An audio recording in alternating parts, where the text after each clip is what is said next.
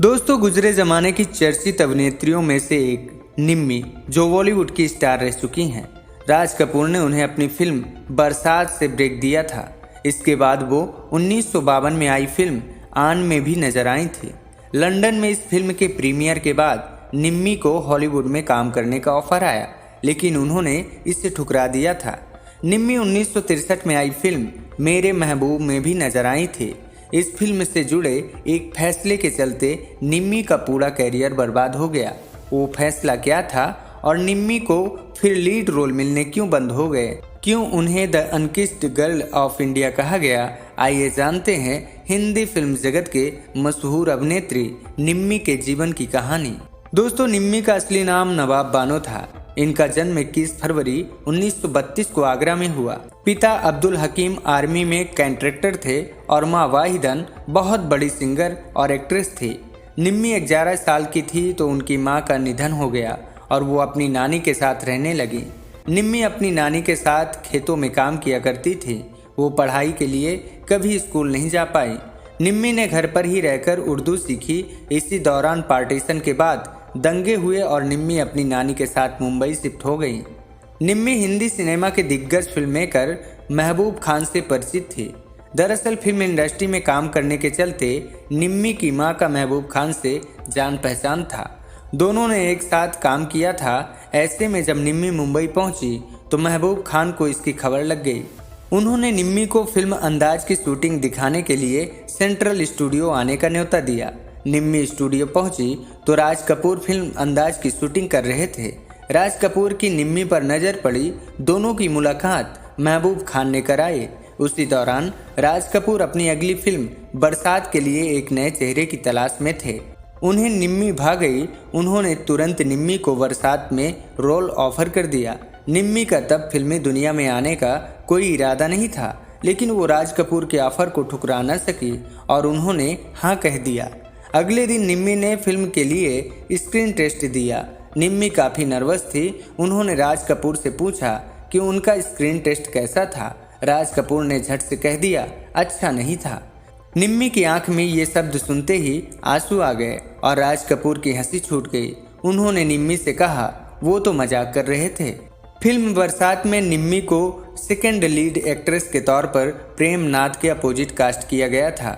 शुरुआत में प्रेमनाथ इससे बिल्कुल खुश नहीं थे कि एक न्यू कमर को उनकी हीरोइन बनाया गया, लेकिन राज कपूर ने उन्हें समझा दिया था, जिसके बाद वो मान गए थे।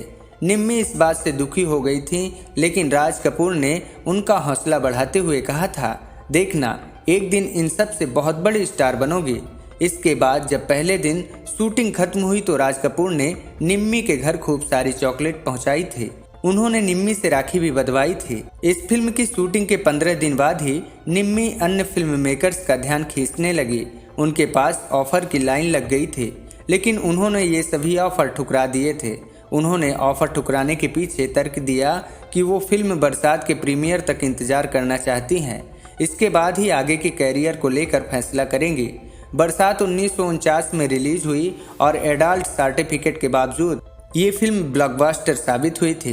बरसात की सफलता के बाद निम्मी को सिर्फ सपोर्टिंग रोल ही ऑफर हुए थे, लेकिन उन्होंने एक बार फिर सारे रोल ठुकरा दिए। उन्हें समझ नहीं आ रहा था कि वो आगे क्या करें। वो बरसात फिल्म से मिली फीस भी खर्च कर चुकी थी। इसी दौरान उन्हें फिल्म जलते दीप ऑफर हुई, जो कि 1950 में रिलीज हुई थी। इसके बाद निम्मी ने बाबरा, राज मुकुट और वफा जैसी फिल्में भी साइन कर ली, जिनमें वो लीड हीरोइन थीं। सन 1963 में आई आन भी कई मायनों में निम्मी के कैरियर के लिए खास रही थी। ये भारत की पहली टेक्निकलर फिल्म थी जो कि वर्ल्ड वाइड रिलीज होने वाली थी। इस फिल्म का प्रीमियर लंदन के रियल्टो थिएटर में हुआ था, जहां कुछ विदेशी फिल्म मेकर्स और कलाकार भी आए थे। इनमें से एक एक्टर एरल लेस्ली थॉम्सन फ्लिन थे। एरल ने निम्मी से मिले तो विदेशी रिवाज के मुताबिक उन्होंने उनका हाथ चूमने की कोशिश की, लेकिन निम्मी तुरंत पीछे हट गई। उन्होंने कह दिया, देखिए मैं एक हिंदुस्तानी लड़की हूँ, आप मेरे साथ ये सब नहीं कर सकते। इसके बाद अगले ही दिन अखबारों ने निम्मी के लिए लिखा था, द अनकिस्ड गर्ल ऑफ इंडिया। वैसे आन के प्रीमियर पर कुछ मेकर्स ने निम्मी को हॉलीवुड फिल्म भी ऑफर की थी, लेकिन उन्होंने इसे ठुकरा दिया था। दरअसल हॉलीवुड फिल्मों में लव मेकिंग सीन्स होते थे जिन्हें करने में निम्मी असहज थी, इसलिए डर के मारे उन्होंने कोई भी विदेशी फिल्म कभी साइन नहीं की थी। निम्मी 60 के दशक में अपने करियर में काफी अच्छा काम कर रही थी। उस दौर की हाईएस्ट पेड एक्ट्रेस में से एक थी। फिल्मों में उनकी जोड़ी राज कपूर, देवानंद और दिलीप कुमार के साथ जमी, लेकिन एक गलती उन पर भारी पड़ गई।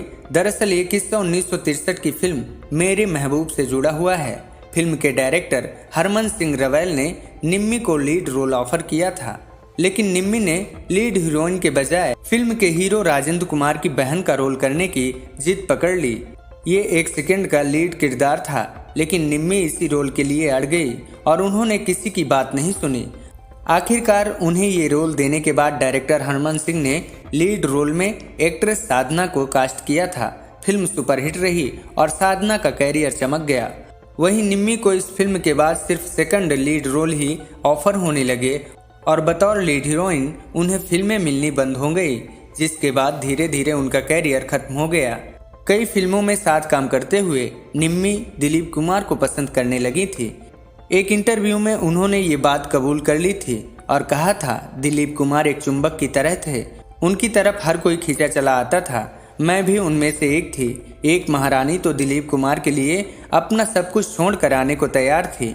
मैं इस बात को नहीं झुठला पाऊंगी कि मुझे भी वो बहुत पसंद थे, उनके आशिक हम भी थे, मैं उनकी फैन थी। लेकिन मधुबाला और दूसरी खूबसूरत महिलाएं उनसे मोहब्बत करती थी, मैं उनकी बराबरी कैसे कर सकती थी। मेरा दिल बुरी तरह टूटा था। मैंने कुछ ऐसी चाहत रखी जो कभी मुझे नहीं मिल सकी थी। यही सोचकर मैं उनसे दूर रही। निम्मी फिल्म मेकर महबूब खान से अच्छी तरह बॉन्डिंग शेयर करती थी। ये किस्सा तब का है जब महबूब खान की फिल्म मदर इंडिया को भारत की ओर से ऑस्कर में भेजा गया था। ये भारत से ऑस्कर में भेजी गई पहली फिल्म थी, लेकिन जब इसे अवार्ड नहीं मिला तो महबूब खान काफी दुखी हो गए थे। उन्हें इस सदमे की वजह से हार्ट अटैक तक आ गया था, क्योंकि मदर इंडिया बनाने में उन्होंने तकरीबन 40 लाख रुपए खर्च कर दिए थे। इस वजह से उन्हें आर्थिक तंगी भी झेलनी पड़ गई थी। जब निम्मी को महबूब खान की स्थिति मालूम पड़ी तो वो दुखी हो गई। उन्होंने किसी भी तरह से महबूब खान की मदद करने के लिए सोची। वो पल्लू में नोटों के बंडल बांधकर महबूब खान के ऑफिस पहुंच गई। यहाँ उन्होंने महबूब खान के मैनेजर को ये रुपए दिए और कहा, प्लीज महबूब खान साहब को ना बताइएगा कि निम्मी ने रुपए दिए हैं। निम्मी ने 1965 में हिंदी फिल्मों के राइटर एस रजा अली से शादी की थी। दोनों इससे पहले गुपचुप रिलेशन में थे। दोनों की प्रेम कहानी को अंजाम तक पहुंचाने में निम्मी के हेयर ड्रेसर और कॉमेडियन मुकरी ने अहम भूमिका निभाई थी। मीडिया रिपोर्ट्स के मुताबिक रजा के पिता इस शादी के खिलाफ थे, इसलिए शादी के बाद भी दोनों ने कई सालों तक अपने रिश्ते को छुपाया था। शादी के बाद निम्मी मां नहीं बन सकी तो इससे वो काफी परेशान रहती थी। निम्मी ने फिर अपनी बहन के बेटे को गोद लिया था। निम्मी रजा के साथ मुंबई वर्ली इलाके में स्थित एक बंगले में रहती थी। रजा ने निम्मी के साथ 2 फिल्मों की प्लानिंग की थी। दोनों ही फिल्मों में उन्होंने निम्मी को बतौर हीरोइन कास्ट किया था। इनमें से एक घूंघट के पट खोल थी, जो मुहूर्त 60 के बाद आगे नहीं बढ़ सकी।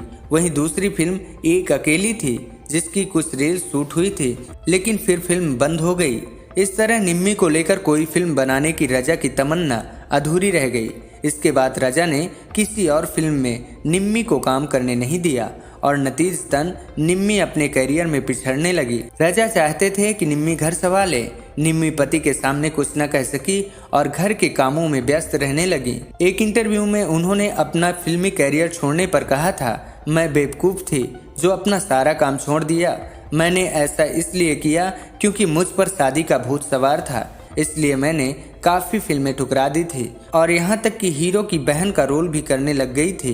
2007 में रजा ने एक ऑपरेशन में अपनी आंखों की रोशनी खो दी, जिसके बाद उनकी मौत हो गई।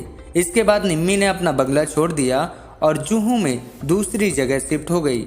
उनका बेटा परवेज मैनचेस्टर में सेटल हो चुका था, इसलिए निम्मी अकेली ही मुंबई में रहती थी।